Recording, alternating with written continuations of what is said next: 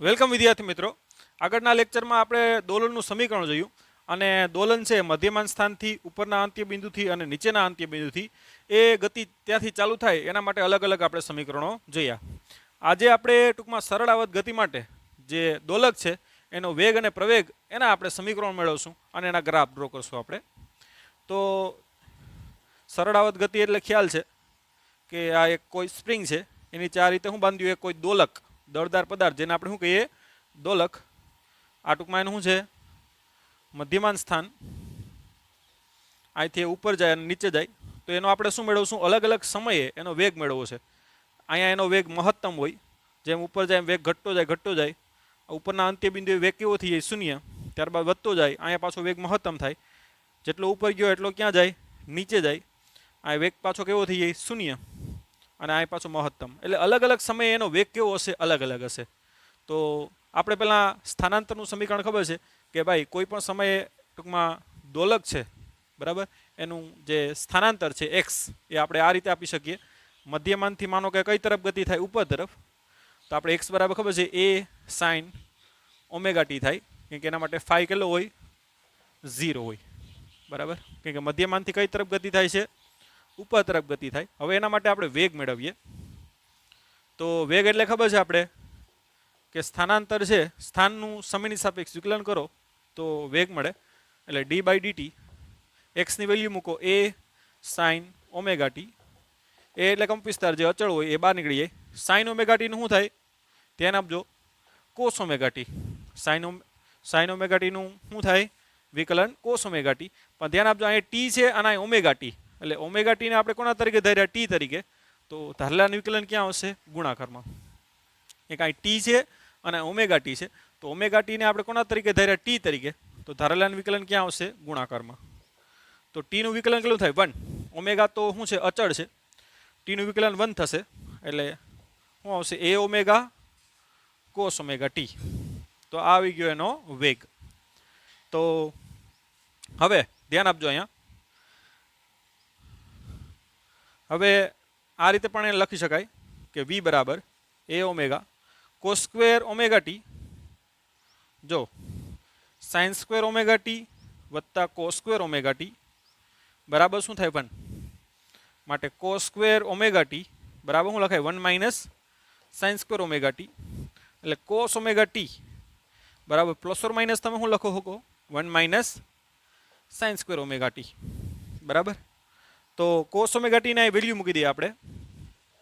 માટે વી બરાબર A omega cos omega t બરાબર ડાયરેક્ટ તમે લખી શકો, આ આગળ આવશે plus or minus A omega, શું આવશે 1 minus sign square omega t. હવે આપણે આ એને અંદર ગુણ નાખીએ તો પ્લસ ઓર માઇનસ ઓમેગા, ધ્યાન આપજો એને આપણે અંદર ગુણીએ એટલે એને અંદર ગુણો તો અંદર શું થઈ જાય, સ્ક્વેર થઈ જાય. કે બહાર આવે તો એ સ્ક્વેરનું વર્ગમૂળ એ થાય, તો અંદર જાય તો શું થઈ જાય, એનો વર્ગ. તો એનો વર્ગ આવશે minus A square sine square omega t. ધ્યાન આપજો આપણે એને અંદર લઈ જાય તો વર્ગ થઈને જાય ને, કેમ કે એ સ્ક્વેરનું વર્ગમૂળ એ થાય, તો અંદર જાય તો શું થઈ જાય, એ સ્ક્વેર. એટલે એ અહીં 1 એ સ્ક્વેર ગુણાય એટલે એ સ્ક્વેર, આ A square sine square omega t. હવે અહીં ધ્યાન આપો કે એ સાઇન ઓમેગા ટી બરાબર તો શું છે, એક્સ છે. એટલે અહીં તમે જોઈ શકો એ સાઇન ઓમેગા ટી બરાબર શું થાય, એક્સ. એટલે લખાય શું, એ સ્ક્વેર માઇનસ આના બરાબર શું લખાય, તો કે એ સાઇન ઓમેગા ટી બરાબર એક્સ છે, આખાઈનો વર્ગ છે એટલે શું લખાય, એક્સ સ્ક્વેર. કે તમે જોઈ શકો એ સાઇન ઓમેગા ટી બરાબર શું છે, એક્સ. તો એનો શું થઈ જશે અહીંયા વર્ગ. તો આ રીતે તમે ટૂંકમાં અલગ અલગ, હવે આ સૂત્ર છે એનો પણ તમે ઉપયોગ કરી શકો. આ સૂત્રનો ક્યારે ક્યારે ઉપયોગ થાય તમારે, તો કે જ્યારે તમને એમ કહી દે અલગ અલગ સમય અથવા તો ખૂણાએ વેગ કીધો હોય તો આ સમીકરણ ઉપરથી આરામથી મળે.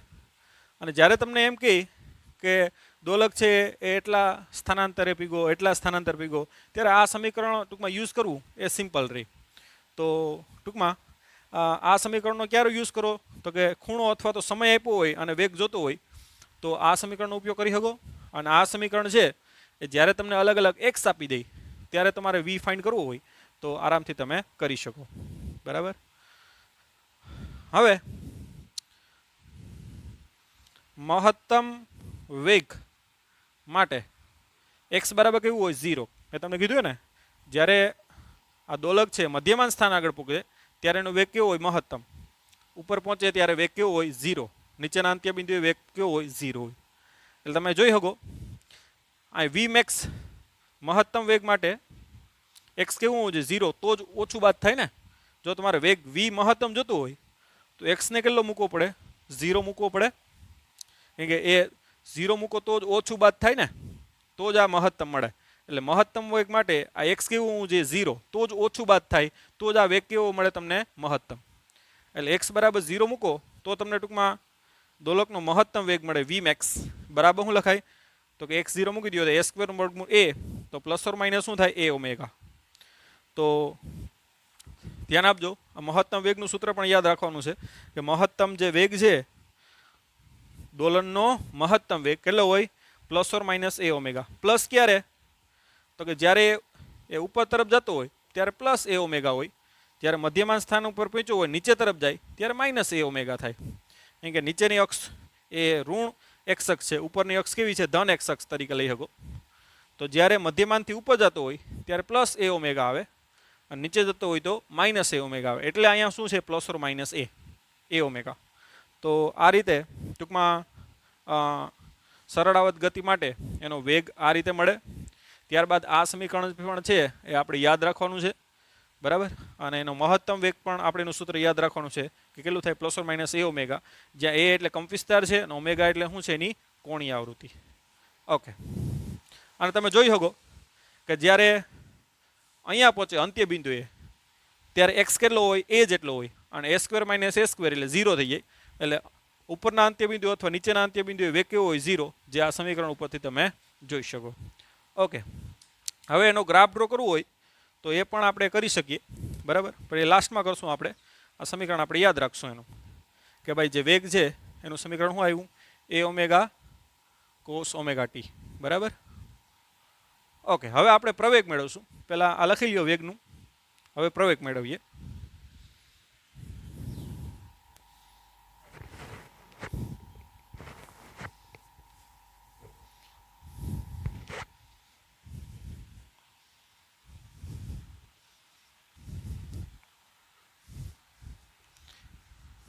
હવે આપણે દોલકનો પ્રવેગ મેળવવો હોય તો વેગનું હજી સમયની સાપેક્ષ શું કરશું વિકલન. એટલે દોલકનો પ્રવેગ અથવા દોલનનો પ્રવેગ એમ પણ કહી શકો. શું થાય ડીવીના છેદમાં ડીટી. વીની આપણે કિંમત મૂકી દઈએ શું છે તો કે એ ઓમેગા કોસ ઓમેગા ટી. હવે ધ્યાન આપજો એ ઓમેગા તો અચળ છે, એ એટલે કંપિસ્તાર, ઓમેગા એટલે કોણીય આવૃત્તિ અચળ છે. કોસ ઓમેગા ટીનું શું થાય તો કે માઇનસ સાઇન ઓમેગા ટી, અને ડી બાય ડીટી ઓમેગા ટીનું વિકલન ક્યાં આવે ગુણાકારમાં, એટલે ટીનું વિકલન 1 થાય. એટલે શું આવશે માઇનસ એ આ ઓમેગા ગુણ્યા ઓમેગા એટલે શું થઈ જાય ઓમેગાનો સ્ક્વેર ઇન્ટુ શું આવશે સાઇન ઓમેગા ટી. તો આ આવી ગયો શું આપણે પ્રવેગ. હવે ધ્યાન આપજો એ સાઇન ઓમેગા ટી બરાબર તો આપણે ખબર છે કે એક્સ છે. એ સાઇન ઓમેગા ટી બરાબર શું છે તો કે એક્સ. માટે પ્રવેગને આ રીતે પણ લખી શકાય કે પ્રવેગ એ બરાબર, આ સૂત્ર યાદ રાખવું પણ સિમ્પલ રહી, ઓમેગા સ્ક્વેર એક્સ. કેમ કે એ સાઇન ઓમેગા ટી બરાબર તો શું છે એક્સ છે બરાબર. એટલે તમે લખી શકો કારણ કે એ સાઇન ઓમેગા ટી બરાબર હું લખી નાખ્યું મેં એક્સ. તો ટૂંકમાં જે દોલનનો પ્રવેગ છે એ કેટલો લખાય તો કે માઇનસ ઓમેગા સ્ક્વેર એક્સ. તો કોઈ પણ અલગ અલગ સમીકરણો તમને આપી ગયેલો. હવે આ ક્વેશ્ચન આવા પણ પૂછાય કે તમને અલગ અલગ દોલનના સમીકરણ આપી દે, તમને એમ કે આ જે ગતિ છે એ સરળ આવર્ત ગતિ છે, તો તમારે શું કરવાનું જે પણ તમને સમીકરણ આપે ને એનો પ્રવેગ મેળવવાનો. અને જો પ્રવેગ એનો આ રીતના આવી જાય તો એ ટૂંકમાં શું કરતું હોય સરળ આવર્ત ગતિ કરતું હોય, બાકી સરળ આવર્ત ગતિ કરે નહીં. તો આ આવી ગયો દોલનનો પ્રવેગ. અલગ અલગ ખૂણા સાથે કીધું હોય તો આ સમીકરણો યુઝ કરી શકો, અને જ્યારે તમને એક્સનું કહે ત્યારે આ સમીકરણ તમે યુઝ કરી શકો. અને અહીંયા જે બળ લાગે છે આવર્ત બળ લાગે છે ને બરાબર, આપણે બળ લગાડ્યું હોય ને એ બળનું સમીકરણ આ રીતે લખી શકો કે બળ એ બરાબર આપણે ખબર છે કે એમ એ થાય, અને એની કિંમત મૂકી દો તો શું થાય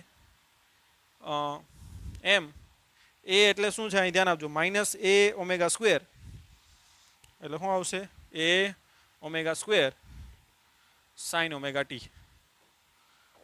તો એ બરાબર આને હું લખી શકું, મહત્તમ બળ લખી શકું F0 સાઇન ઓમેગા ટી, જ્યાં F0 એટલે ધ્યાન આપજો એમ એ ઓમેગા સ્ક્વેર. તો આ રીતે ટૂંકમાં અલગ અલગ સમયે અથવા તો અલગ અલગ ખૂણાએ જે બળ લાગે એ બળ પણ તમે મેળવી શકો. માત્ર F બરાબર શું કરવાનું છે, ન્યૂટનની ગતિનો બીજો નિયમ F બરાબર ma, અને એની આ કિંમત મૂકી દીધી આપણે, બરાબર. તો એની કિંમત આ રીતે પણ મૂકી શકો, નો પ્રોબ્લેમ, બરાબર. અને એ રીતે મૂકવી હોય તો શું થાય, એમ એ એટલે શું લખાય, ઓમેગા સ્ક્વેર એક્સ. તો આ રીતે પણ લખી શકો, અથવા તો F બરાબર એમ એ એટલે આ રીતે મૂકી શકો, A omega square sine omega t. અને આને આપણે શું લખી શકીએ, એમ એ ઓમેગા સ્ક્વેર ને આપણે મહત્તમ બળ F0 તરીકે લખી શકીએ, આગળ માઇનસ છે, F0 સાઇન ઓમેગા ટી, બરાબર. ઓકે, તો આ થઈ ગયું ટૂંકમાં આવર્ત બળ, જે ટૂંકમાં અલગ અલગ સમયે આ દોલક ઉપર બળ લાગતું હોય ને, પુનઃસ્થાપક બળ સ્પ્રિંગને કારણે, સ્પ્રિંગને ખેંચો ત્યારે અલગ અલગ ખેંચાયેલી પોઝિશનમાં હોય ત્યારે બળ અલગ અલગ લાગતું હોય, અને જ્યારે બળ મેળવવાનું કહી તો આ રીતે પણ પ્રવેગ મેળવી અને F બરાબર એમ જ કરવાનું છે, અને એ રીતે બળ તમે મેળવી શકો. ઓકે, હવે અહીંયા પણ તમે જોઈ શકો કે મહત્તમ જે પ્રવેગ છે, મહત્તમ પ્રવેગ માટે x કેવું હોવું જોઈએ, મહત્તમ, અને x એટલે કે અહીં સ્થાન, મહત્તમ સ્થાન કેટલું હોય, x બરાબર પ્લસ ઓર માઇનસ એ જેટલું હોય ને. તો મહત્તમ પ્રવેગ માટે x બરાબર કેટલું હોય, એ જેટલું હોય.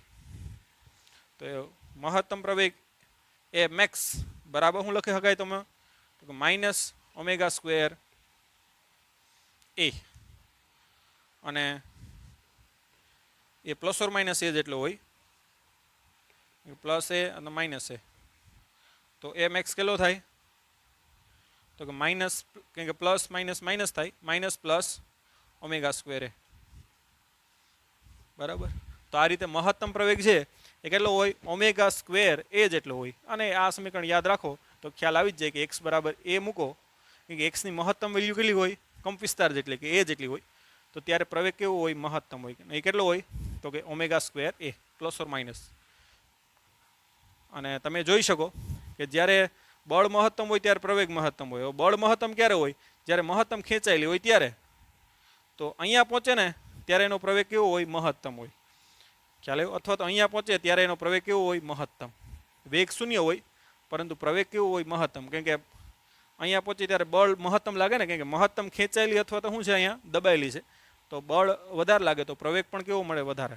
તો એ રીતે તમે અહીં જોઈ શકો કે જ્યારે અંત્ય બિંદુએ પહોંચે અહીંયા અથવા તો અહીંયા, ત્યારે એનો પ્રવેગ કેવો હોય, મહત્તમ હોય. તો એટલે આપણે x બરાબર એ મૂકવું પડે, બરાબર. ઓકે, હવે આપણે ટૂંકમાં પ્રવેગ પણ મળી ગયો, તો એનું સમીકરણ પણ લખી નાખું કે ભાઈ પ્રવેગ કેટલો છે, તો કે માઇનસ એ omega square sine omega t. હવે એના આપણે જનરલ ગ્રાફ ડ્રો કરશું, બરાબર. આ લખી લેજો પ્રવેગ.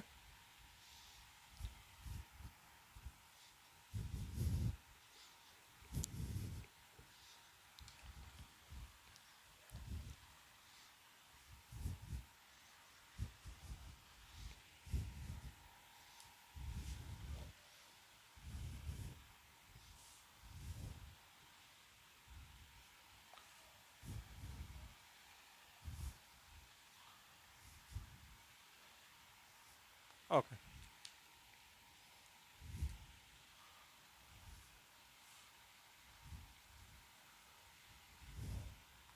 આને આપણે પાઈ બાય 2 કહી દઈએ. આ પાઈ બાય 2, આ પાઈ, આ 3 પાઈ બાય 2, અને આ 2 પાઈ. ધ્યાન આપજો, આ સ્થાન છે, આ વેગ છે, અને આ શું છે, પ્રવેગ છે. ત્રણ ત્રણના આપણે ગ્રાફ ડ્રો કરીએ છીએ, ધ્યાન આપજો.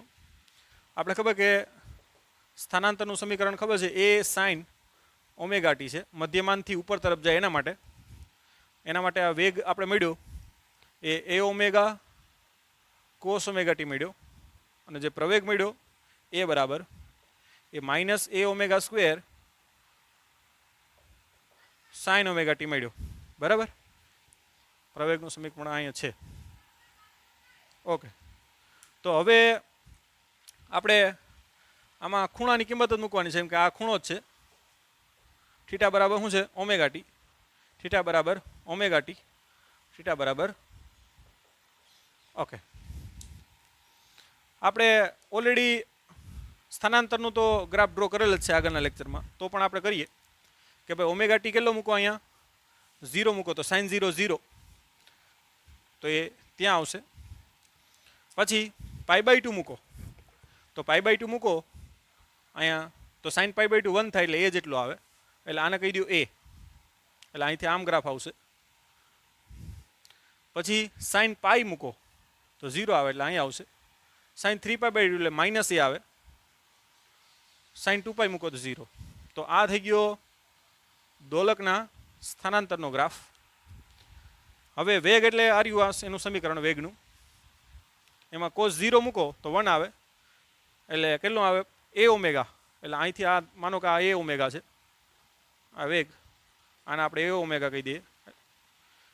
પછી કોસ પાઈ બાય 2 0 એટલે અહીંયા આવશે. Cos 3 pi by 2, sorry cos pi એટલે -1 એટલે માઇનસ એ ઓમેગા આવે. કોસ ટૂંકમાં આ કેટલા છે? 3 પાઈ બાય 2 0 થાય, અને કોસ 2 પાઈ 1 થાય. તો આ આવી ગયો એના વેગનો ગ્રાફ. પ્રવેગ છે એ સાઇન વિધેય અનુસાર છે, એટલે સાઇન 0 મૂકો તો 0 આવે. પછી સાઇન પાઈ બાય 2 મૂકો તો ટૂંકમાં 1 આવે. સાઇન પાઈ બાય 2 મૂકો તો 1 આવે, એટલે અહીં ધ્યાન આપજો, એક કરી દો એટલે તમને ખ્યાલ આવે. Sine pi by 2, sine pi by 2 1 થાય એટલે એનો પ્રવેગ કેટલો આવશે? તો કે માઇનસ એ ઓમેગા સ્ક્વેર. એટલે માનો કે આટલું છે, માઇનસ એ ઓમેગા સ્ક્વેર લઈ લો, અહીંથી ચાલુ ટૂંકમાં સોરી પાઈ બાય 2 એ આ પોઈન્ટ આવે,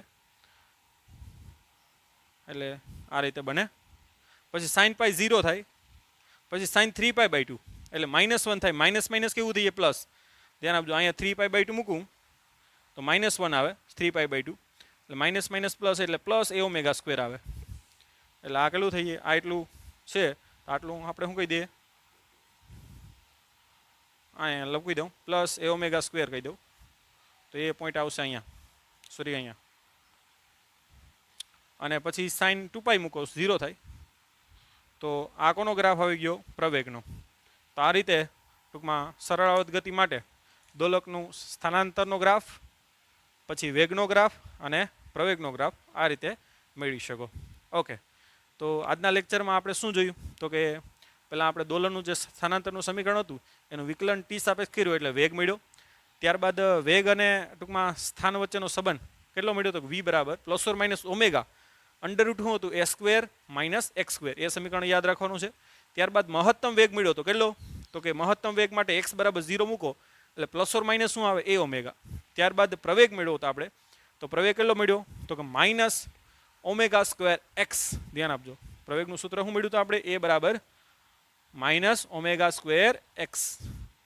અને મહત્તમ પ્રવેગ માટે એક્સ બરાબર એ હોય તો એ કેટલો હતો? ઓમેગા સ્ક્વેર એ જેટલો. તો આ રીતે ત્યારબાદ એના આપણે શું જોઈએ? ગ્રાફ જોઈએ. તો આજના લેક્ચરમાં અહીંયા સુધી રાખીએ. નેક્સ્ટ લેક્ચરમાં અહીંયાથી આગળ વધશું.